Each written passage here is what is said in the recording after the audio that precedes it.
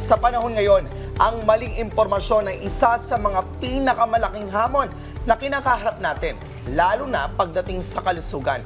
Kaya mahalagang dapat tama ang impormasyong alam natin upang magtulungan tayong maiwasan ang pagkalat ng mga sakit gaya na lamang ng dengue.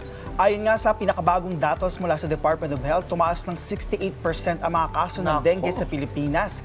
Ang nakakatakot dito, paano kung mali pala ang impormasyong alam natin na sana ay makakatulong para maiwasan ang sakit. Kaya prepare your pen and paper dahil makapanayin po natin live via Zoom si Dr. Eric Tayag, ang presidente ng Philippine Foundation for Vaccination, para bigyan tayo ng kaalaman kung ma-achieve ang dengue-free future sa kabila ng mis at disinformation. Good morning, Dr. Eric. Welcome to Rise and Shine Pilipinas. This is Prof. Feed together with Rod.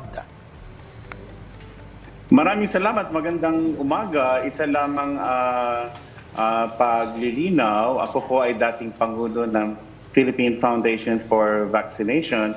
At sa kasalukuyan ay nananatili po ako sa konseho ng advisors sapagkat pagdating Pangulo na ay patuloy pa rin ang pagsisilbi namin sa foundation. We stand corrected, sir. Thank you so much for clarifying that. Good morning, sir. Sir, with that, sir, regarding pa rin sa pagbabakuna, noon ay sinasabi mas mataas ang pagtitiwala po ng mga Pilipino sa bakuna. Ano po kaya sa tingin nyo ang dahilan kung bakit bumaba ang tiwala ng mga tao pagdating po sa pagbabakuna? Ang binabanggit mo ay ang napag-usapan na tungkol sa vaccine hesitancy. Ang vaccine hesitancy ay isang saloobin o damdamin na magbubunsod na mag-aalinlangan ang isang tao o kaya mawawalan ng kanyang pagtsatsak o katiyakan sa kanyang pagkakaroon ng desisyon kung siya ay magpapabakuna o hayaan niyang mabakunahan ang mga bata na kasama sa isang tahanan. Importante po yan sapagkat ang magiging resulta niyan ay mawawalan nga ng tiwala sa pagbabakuna.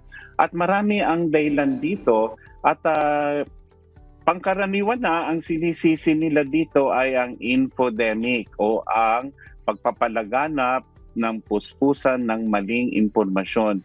Subalit hindi lamang ito ang dahilan sapagkat meron ding nagsasabi na may kinalaman yan sa health literacy o ang pangunawa ng mga bagay-bagay tungkol sa ating kalusugan o mga panganib sa ating kalusugan.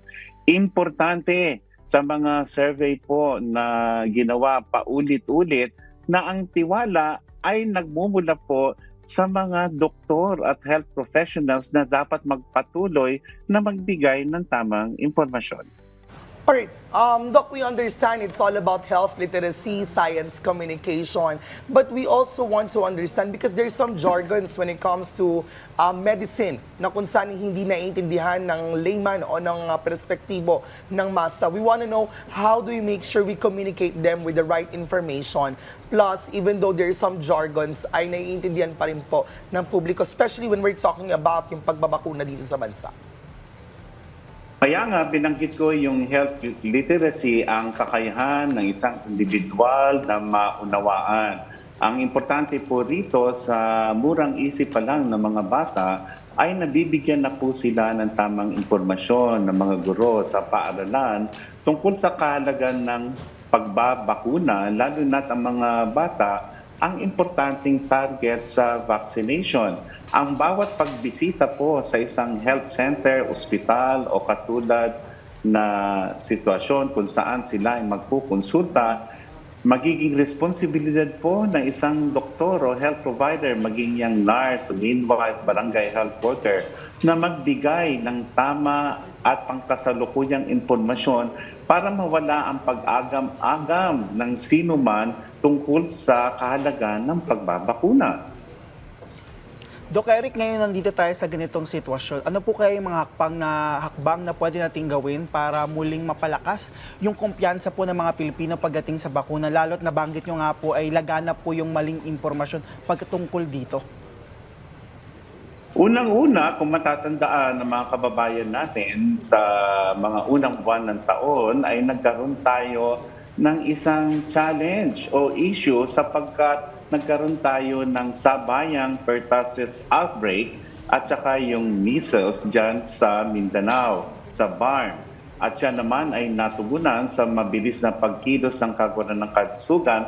Subalit, nagkaroon din ng issue sa pagkakaroon ng tamang supply ng mga bakuna. So hindi lamang po ang tiwala ang dapat po na maging target po nating lahat at kundi ang pagkakaroon ng supply ng mga bakuna. Importante po ito sapagkat sino magbabakunahan kung wala namang bakuna? At importante rin po ang pakikisa ng mga pamalaang lokal para sa ganon ay maisakatuparan ang mas mainam at mas mataas ng vaccine coverage. Katunayan, may maganda tayong balita, ang Pilipinas ay naialis na sa listahan ng mga bansa na kung saan malaki ang bilang ng mga batang hindi pa nabakunahan sa unang taon po ng kanilang pagbabakuna po dito sa ating bansa.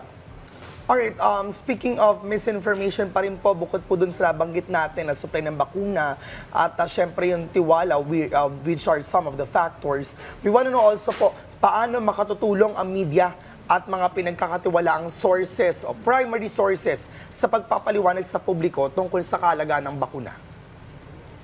Alam mo, buti binanggit mo yan at minonitor po ng inyong lingkod, lalo na lumabas ang desisyon ng Quezon City Regional Trial Court tungkol sa Dengvaxia na kung saan napatunayan at dinismiss ang mga allegations nito na ang Dengvaxia, yung bakuna sa laban sa dengue, ang naging dahilan ng pagkamatay ng mga naiulat ng mga batang nasawi dahil dito, pinabulaan ng po yan. At sa desisyon nga po, inaasahan namin na ang media ay patuloy na ibabalita po yan sapagkat malaki ang magiging epekto po yan, lalo na't meron tayong iniintay na bagong bakuna laban sa dengue na maaring maging kasama sa mga bakuna po na nilalaan po ng Kagwaran ng Kalusugan para mabigyan ng proteksyon ang marami sa atin.